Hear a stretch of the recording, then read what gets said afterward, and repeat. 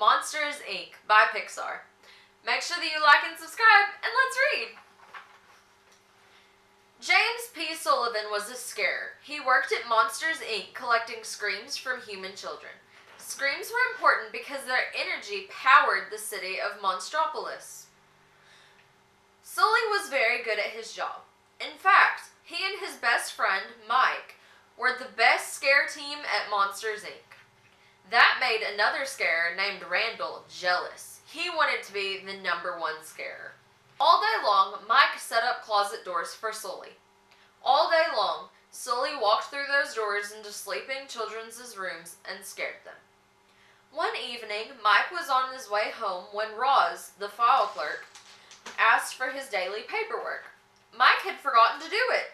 Sully offered to do the paperwork for him. When Sully returned to the scare floor, he found a child's door still in its scaring station. Puzzled, he peeked through the door. No one was there. Sully closed the door and stepped back onto the scare floor. Suddenly, he felt a tug on his tail. "Kitty!" a voice called. It was a human child. Sully screamed. Everyone knew that human children were toxic. He tried to return her to her room, but she wouldn't go. Finally, he hid her in a bag and went to find Mike. Mike was out to dinner with his girlfriend, Celia. Suddenly, he saw Sully looking through the restaurant window. He was gesturing for Mike to come outside. When they were alone, Sully explained what had happened. As they talked, the girl escaped and began running around the restaurant. Mike and Sully were in big trouble. Sully scooped up the door, and the friends raced back to their apartment. They had to figure out a way to get her home. And fast. Mike and Sully tried not to touch the girl, but as Mike backed away from her, he tripped and fell. The little girl giggled. The lights flashed brightly and then went out. Her laughter was more powerful than children's screams. Later, after Sully put the girl to bed, he told Mike, "This might sound crazy, but I don't think the kid's dangerous." The next morning, Mike and Sully dressed the girl in a monster disguise and took her out to work. They had to get her to her door. When they arrived at Monsters, Inc., the office was crawling with child detection agents looking for the girl. Luckily, her disguise worked. While Mike went to find the girl's door, she and Sully played together in a locker room. "Boo!" the girl said with a giggle. Just then, Mike returned. But there was another monster close behind him. It was Randall. Mike and Sully ducked into a bathroom stall. They listened in horror as Randall told the assistant that he knew all about Boo. He ordered his assistant to get rid of the girl. Randall left. Mike and Sully snuck the girl onto the scare floor, but Mike had made a mistake. "This isn't Boo's door," Sully said. "Sully, you're not supposed to name it," Mike shouted, but he didn't have time to argue. Boo had disappeared. As Mike searched the halls, Randall cornered him. He told Mike to bring Boo to scare floor. Sully found Boo playing with some little monsters. Soon Mike caught up with them. He told Sully about Randall's plan. Together, they went to the scare floor, but Sully didn't trust Randall. Determined to prove that the girl's door was safe, Mike stepped through, and he was captured by Randall. Sully and Boo followed Randall. They learned that he had invented a cruel new way to capture screams from kids, and he was about to try it on Mike. Sully rescued Mike, and then they raced off to find their boss. They had to warn him about Randall's plan. Sully and Mike found Mr. Waternoose in the training room.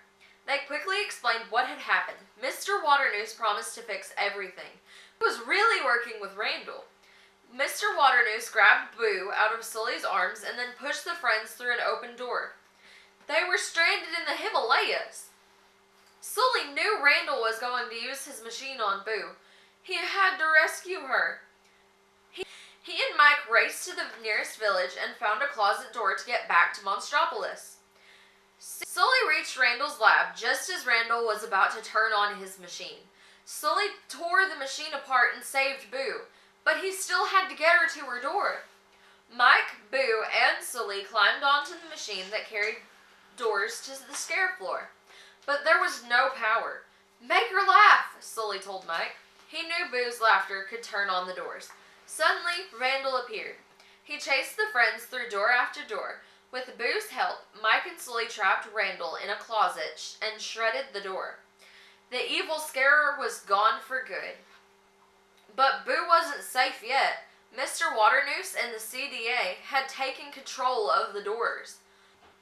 They chased Boo, Mike, and Sully around the scare floor. "I'll kidnap 1,000 children before I let this company die," Mr. Waternoose told Sully as he reached for Boo. Suddenly, bright lights came on. They were in the training room, and Mike had just broadcast Mr. Waternoose's confession to all of Monstropolis. Now everyone knew Mr. Waternoose planned to take human children. He was arrested on the spot by the head of the CDA, the cranky file clerk, Roz. She had been working undercover all along. It was time for Boo to go home. Sully followed her into her room and tucked her into bed. He said goodbye and sadly returned to Monstropolis.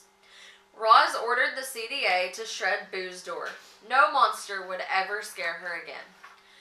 After that, the scare floor became the laugh floor, and Sully became the president of the Monsters, Inc. But Sully missed Boo. One day, Mike surprised Sully. He had put Boo's door back together. It was missing just one little tiny sliver. Sully carefully inserted the last piece. Sully opened the door and peered inside. "Boo," he whispered. "Kitty!" The two friends were reunited at last. The end. Bye guys! Thanks so much for watching. Make sure that you like and subscribe, and I'll see y'all later. Bye!